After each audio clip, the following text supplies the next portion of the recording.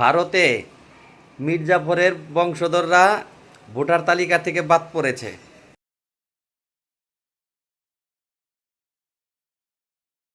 ব্যাপারটা দেখার পরে আমার কাছে খুব আনন্দ লাগছে। হয়তো কোনো একদিন আসবে আমাদের বাংলাদেশেও যারা মানুষ রূপী মির্জাফর, যারা দেশ ধ্বংস করার কাজে লিপ্ত ছিল ৭১ থেকে ২০২৬ পর্যন্ত, অবশ্যই একদিন তাদেরও বিচার হবে।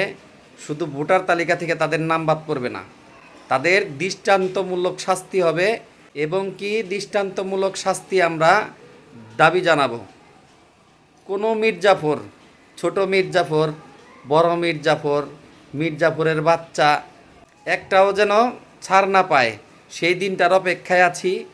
দেখি ওই পর্যন্ত যদি আমি বাইচা থাকি তাহলে স্বচক্ষে দেখতে পারবো ছোট মির্জাফরের বাচ্চাদের কি পরিণতি হয়।